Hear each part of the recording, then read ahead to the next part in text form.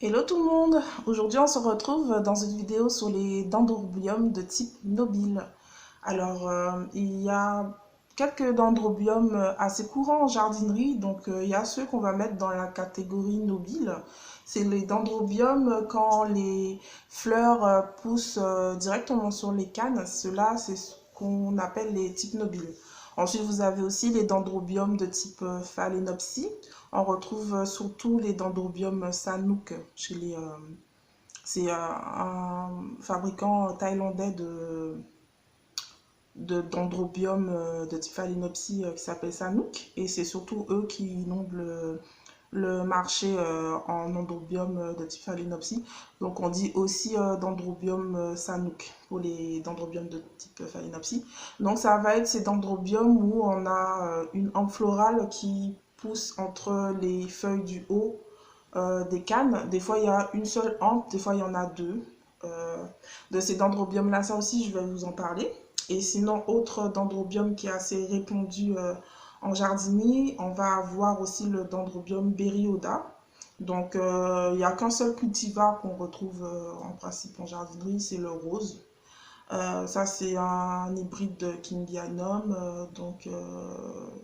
Ça aussi, je vais vous en parler dans une autre vidéo. Aujourd'hui, on va parler que des dendrobiums de type nobile. Voilà.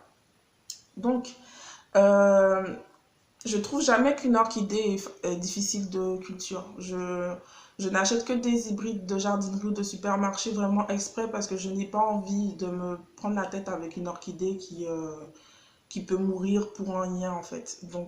En principe, dans les jardineries, vous allez trouver plutôt des plantes assez robustes et abordables pour les débutants normalement. Euh, le dendrobium nobile est considéré quand même comme étant une plante assez difficile de culture. Alors, elle n'est pas difficile de culture dans le sens où son arrosage est délicat ou que la plante est pas résistante. Au contraire, c'est une plante très robuste et que les débutants peuvent très bien prendre soin, mais le problème, ça va être plus dans les conditions de culture en appartement. Voilà. Là où elle est difficile, c'est pour si on a que on peut la cultiver que en intérieur et qu'on n'a pas la possibilité de sortir cette plante, alors ça va être vraiment méga difficile de la faire refleurir. On va voir ensemble les conditions de culture, comment soigner cette plante, etc. Et vous allez voir si ça peut vous convenir parce que dans le cas contraire, je ne vous recommande pas de l'acheter.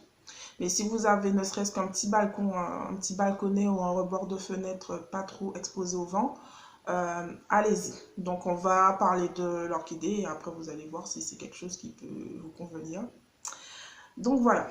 Je vais commencer déjà par vous présenter ce qu'on peut trouver facilement, même au supermarché, tout ça, on en trouve beaucoup des dendrobiums de type nobile, franchement partout.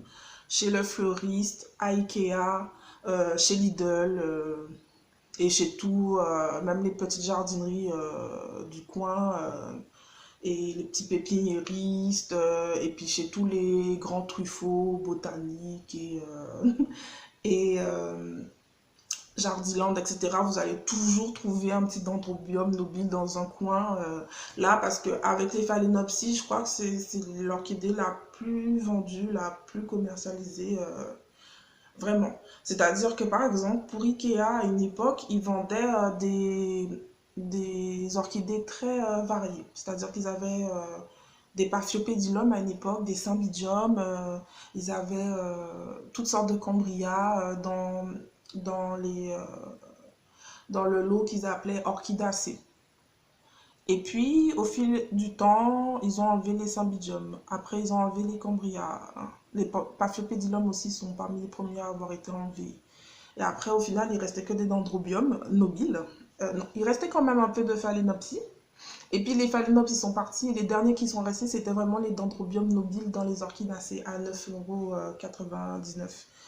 Et pendant un moment, même quand il restait que des dendrobiums nobiles, on avait toutes sortes de petits dendrobiums nobiles. On avait par exemple le dendrobium Apollon, Donc celui-là, c'est le tout blanc, mais il a quand même une petite touche de rose sur la pointe de ses pétales. On avait le Kumiko aussi, qui lui était blanc, mais avait un petit peu de blush rose plus répandu, bien plus net que le Apollon. Et on avait tout ce qui était Irene Smile, Lucky Bird, c'est des dendrobiums qui ressemblent au vrai dendrobium nobilé avec un cœur noir et on avait le Akatsuki aussi qui était très répandu.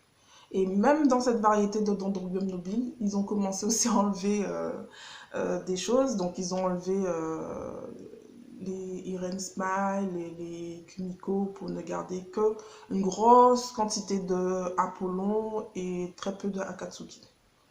Et puis au final, ils ont même enlevé tout ça. Maintenant, il n'y a même plus d'orchidacées chez Ikea. Mais en tout cas, avant, chez Ikea, il y avait 3 tonnes de dendrobium nobile, même s'il n'y avait plus tout ce que je vous dis. Parce qu'il y a des gens qui ne se rappellent même pas de l'époque où à Ikea, il y avait des Paphiopedilum en fait.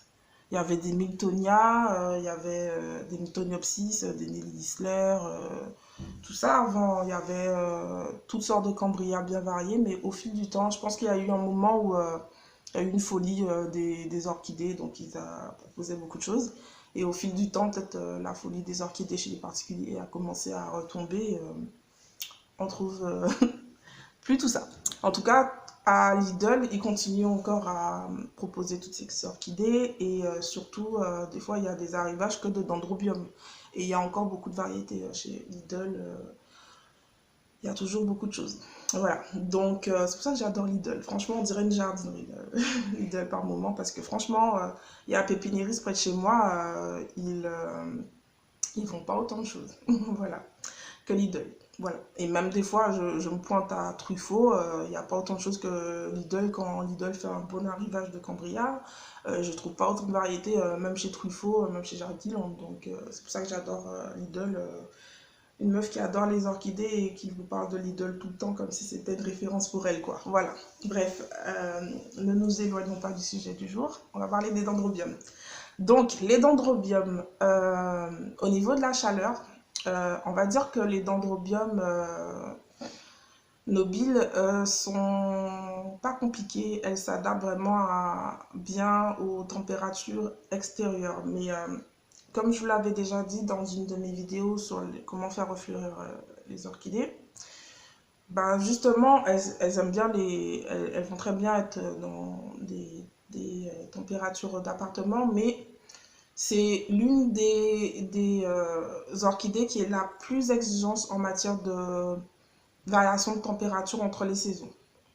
Le dendrobium vient d'un climat tempéré, un peu comme l'Europe, un petit peu comme l'Europe en fait, où elle va avoir toutes les saisons en fait. Elle va avoir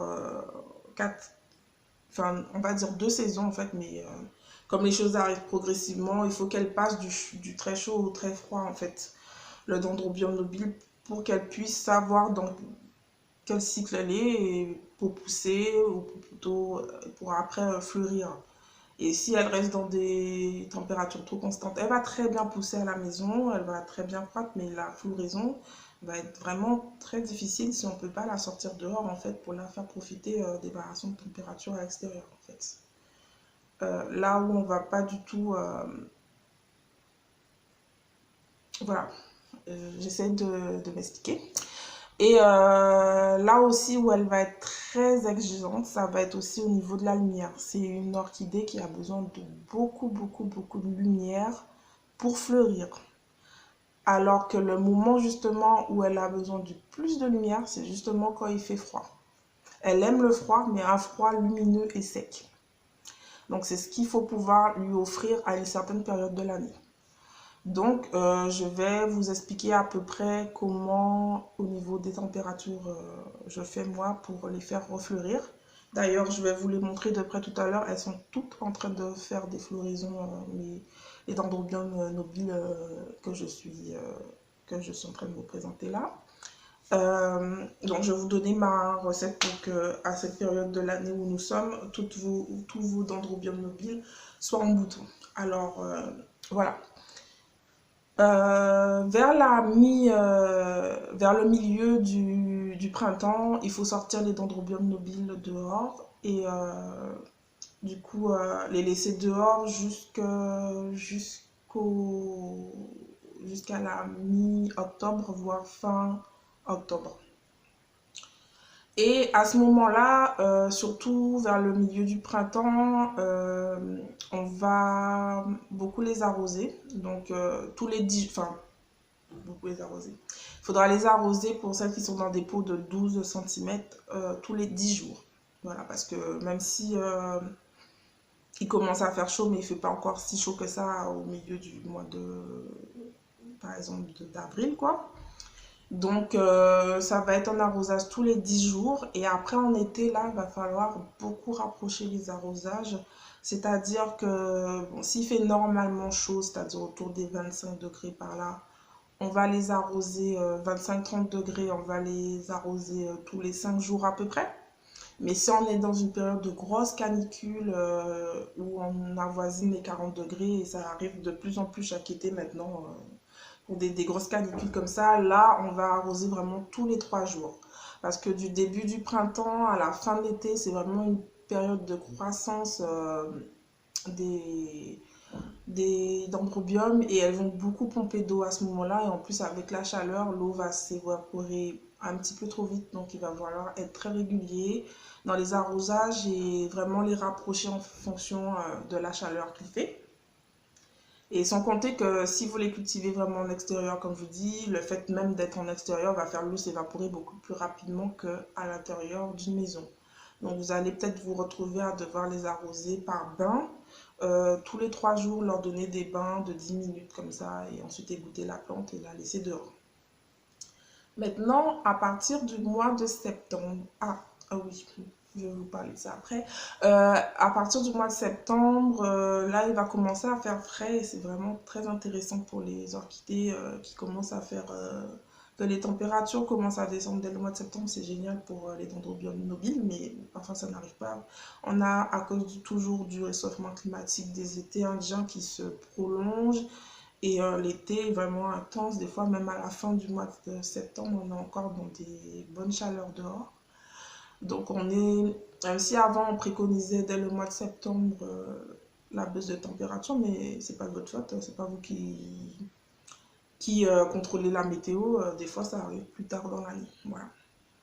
Donc, à partir du mois de octobre, vous allez... Donc, quand les températures redescendent, là, vous arrosez que tous les 10 jours. Hein. C'est-à-dire à partir du 1er septembre, si les températures commencent à baisser, vous arrosez que tous les 10 jours. Et par contre, au mois d'octobre, dès le 1er octobre, là, on va commencer à ne plus arroser du tout les dendrobium nobiles parce qu'elles vont aimer une période de froid et de sec. Voilà. Il ne faudra pas du tout les arroser et ce pendant 2 à 3 semaines. Je dis bien 2 à 3 semaines. Normalement, c'est que pendant 2 semaines. Mais toujours avec notre problème de réchauffement climatique, des fois, le froid n'arrive pas assez vite et on n'a pas ce froid intense assez vite. Donc, il faudra peut-être ajouter une semaine si, par exemple, le début du mois d'octobre était un petit peu trop doux. Ben, vous rajoutez une semaine. Voilà. Et donc, pas d'arrosage, soit pendant 2, soit pendant 3 semaines. Ça dépend des années, ça dépend de la météo. Voilà, c'est comme ça qu'il faut faire. Et ensuite, au bout de 3 semaines, vous rentrez vos dendrobiums à la maison et vous allez voir, les dendrobiums auront des boutons. Voilà, c'est comme ça que moi je fais pour faire refleurir tous mes dendrobiums mobiles. Si vous laissez vos dendrobiums mobiles en appartement dans des températures trop douces, pas douces, mais je veux dire trop constantes, trop moyenne, pas de variation, pas d'écart de température entre le jour et la nuit et pas de variation entre les saisons, ben, votre dendrobium mobile va bien pousser, surtout s'il a assez de lumière. Il va très très très très très bien pousser et il va que pousser, il va jamais fleurir. Euh, donc voilà. Euh, donc, j'ai un petit peu expliqué. Sinon, même en appartement, et que ce soit à l'extérieur aussi, c'est une orchidée qui a énormément besoin de lumière et le moment où il va le plus apprécier la lumière, c'est justement pendant la période de froid et de sec parce que dans son pays, il se trouve que le moment où il commence à faire un petit peu froid, il n'y a plus de nuages dans le ciel à cette saison, donc plus de nuages, plus de pluie. Et du coup, comme le ciel est bien dégagé, c'est le moment où normalement on reçoit aussi le plus de lumière. Donc pour l'initiation florale du Dendrobium nobile, c'est du froid, du sec et de la lumière. Après moi je dis ça, mais même quand vous pouvez la sortir dehors et la cultiver en extérieur, en octobre, des fois, ça peut être aussi un petit peu nuageux et trop pluvieux. Donc, vous la mettez dehors, mais à l'abri de la pluie, bien sûr, puisque j'ai dit au sec. Et pour ce qui est de est-ce qu'il va y avoir suffisamment de lumière si le temps n'est pas trop pluvieux et nuageux, ça aussi, vous ne pouvez pas contrôler. Mais moi, jusque-là, ça va, il arrive que ce soit pas trop quand même pluvieux au mois d'octobre par chez nous. Parce que là, par exemple, aujourd'hui, on est en novembre et le ciel est plutôt bien dégagé. Donc, voilà. Donc, sinon, ben, du coup, je vous ai parlé un petit peu des arrosages alors que je voulais vous parler en même temps plutôt de la chaleur, mais bon, on a fait un combo. Ensuite, au niveau de la fertilisation. Alors, le Dendrobium nobile, surtout en appartement, du coup, comme je vous ai dit tout à l'heure, c'est une plante qui a tendance à faire beaucoup de pousses. Et elle a aussi tendance à faire beaucoup de kékis à la place des fleurs. Puisque quand elle fleurit pas, en fait, elle fait des kékis à la place des fleurs. Et donc ça veut dire deux choses. Ça va vouloir dire déjà qu'elle n'a pas eu assez de période de frais. Et aussi que peut-être vous lui mettez un engrais qui est trop azoté. Donc, et l'engrais qui est trop azoté, c'est souvent l'engrais croissance. Parce que les marques qui vendent des engrais pour orchidées vous vendent souvent un engrais orchidée croissance et un engrais orchidée floraison. Et si vous donnez trop d'azote à votre dendrobium nobile aussi, il aura tendance à faire beaucoup de kékis ou faire émettre beaucoup de petites cannes aussi de la base de la plante. Pour éviter aussi ce phénomène-là, ça va être de, de respecter ses besoins en termes de température. Déjà, ça c'est le plus important. Et aussi d'éviter de lui donner un engrais trop azoté, c'est-à-dire que ben, n'achetez pas, là par contre pour le Dendrobium nobile, ce sera tout à fait inutile d'acheter l'engrais croissance, vous n'achetez que l'engrais floraison et vous lui donnez ça toute l'année. Comme ça, vous allez lui donner un engrais qui est moins azoté. Parce qu'il faut quand même de l'azote, mais c'est juste que dans l'usage, il faut qu'il y ait moins d'azote quand même que le reste. Voilà, c'est ça. Et donc, pareil que pour toutes les orchidées, ça va être de lui donner de l'engrais dans un arrosage sur deux, de ne pas surdoser l'engrais. Euh, Comme d'habitude, de bien respecter les quantités qui sont marquées sur l'instruction de votre fertilisant. Et voilà, ça devrait aller. Moi, en tout cas, c'est comme ça que je fais. Sinon, au mois d'août, dès le mois d'août, je vais complètement arrêter l'engrais aussi. Hein, parce qu'au mois d'août, avec les fortes chaleurs et la façon dont le substrat sèche vite, c'est pas trop bon de continuer l'engrais par les fortes chaleurs. Donc, moi, au mois d'août, par exemple, c'est un mois où je vais pas du tout en mettre de fertilisant sur mes plantes. Et donc pour le Dendrobium nobile en particulier, je vous recommande de stopper les engrais pendant le mois d'août. Et voilà. Sinon, quand vous allez la refaire entrer à la maison à la fin du mois, enfin au milieu du mois d'octobre ou à la fin du mois d'octobre, à ce moment-là, vous reprenez les arrosages normalement, donc tous les 10 jours et une fois sur deux de l'engrais. Voilà. Et la plante devrait, bon, elle présente déjà des boutons dès le mois d'octobre quand vous le faites rentrer, mais les fleurs seront vraiment ouvertes plutôt vers le mois de décembre en fait. Voilà, le temps que les fleurs, le petit bouton pousse bien et tout, les fleurs seront vraiment ouvertes au mois de décembre. Et les fleurs, elles sont très jolies, très parfumées, tout ça. Voilà. Donc, au niveau des rempotages, ben, les rempotages, ça va être tous les 2-3 ans en fonction de du développement de l'orchidée. Mais le dendrobium, je vais quand même vous dire de limiter un petit peu le développement du dendrobium. Parce que on va prendre une plante et on va regarder ça ensemble. Donc, je vais choisir celle qui est juste devant. Celui-là, c'est mon plus vieux dendrobium. C'est un dendrobium Apollon. J'avais acheté à Ikea. Donc, vous voyez, celui-là, c'est le dendrobium blanc qui a quelques petites touches de rose à côté. Et donc, il faut vraiment pas garder trop de cannes. Chaque année, au printemps, il va y avoir beaucoup de cannes qui vont pousser et il va falloir compter le nombre de cannes que vous aviez gardées l'année précédente. Par exemple, là, j'ai une, deux, trois, on va dire, trois cannes. Donc, ça veut dire qu'au printemps prochain, je vais laisser 4 cannes pousser seulement. Toutes les autres, je vais les couper. Voilà. S'il y a des kékis aussi, je vais les enlever. Soit je vais les couper direct et les jeter, soit si j'ai envie de me cultiver une autre plante, je vais peut-être les garder. Je vais peut-être attendre qu'il y ait assez de racines sur le kéki pour le planter dans un autre pot. Mais en tout cas, il faut détacher les kékis à un moment et les cannes en trop, il faut compter le nombre de cannes que vous aviez l'année précédente. Donc ça veut dire que si un printemps j'ai 3 cannes, 3 anciennes cannes avec encore des feuilles, je vais laisser 4 cannes pousser. Si j'en avais 4, je vais laisser 5 nouvelles pousser. Je fais comme ça chaque printemps parce que, en fait, quand des nouvelles pousses commencent à pousser à la base de la plante, on a...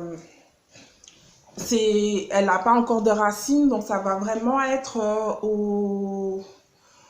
au printemps, enfin, la nouvelle pousse n'a pas encore de racines, donc elle va puiser en fait dans les anciennes cannes pour pouvoir bien pousser. Et les anciennes cannes n'ont pas non plus de la réserve pour faire pousser 150 millions de cannes. Et il arrive qu'il y ait vraiment une grosse prolifération de cannes au printemps. Et si vous laissez tout ça dans le pot, en fait, aucune des cannes ne va bien progresser. Donc, au début du printemps, vous laissez les petites pousses apparaître et vous laissez un peu le temps passer. Vous regardez lesquelles sont les plus vigoureuses et vous sectionnez les moins vigoureuses et vous gardez genre une canne de plus que ceux que vous aviez l'année dernière. Voilà. Et comme ça, en fait, votre dendrobium nobile, il va beaucoup mieux pousser que ça parce que quand vous laissez toutes les cannes pousser, en fait, aucune d'elles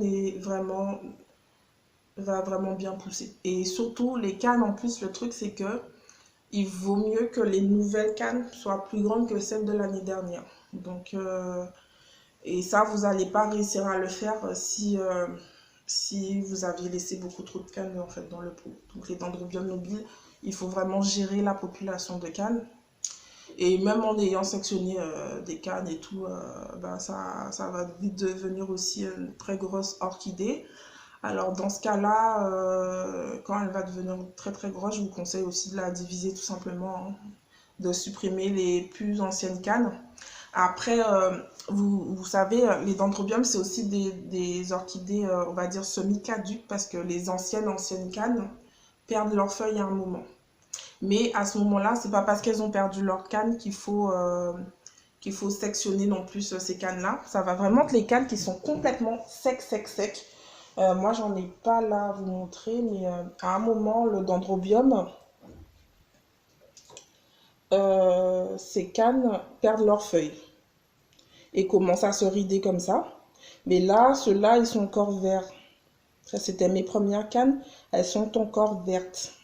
Vous voyez? Donc, c'est pas encore le moment de les supprimer. Mais à un moment, elles vont devenir vraiment fines. Elles vont devenir beige, bien secs et très très fines.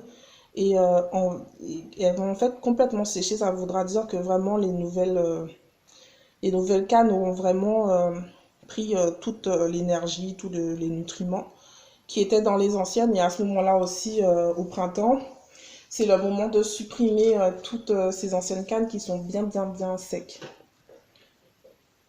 Et comme ça, en plus, ça va rendre plus joli visuellement aussi le dendrobium nobile si régulièrement vous supprimez tout ce qu'il y a de sec. Voilà. Et qu'est-ce que je peux rajouter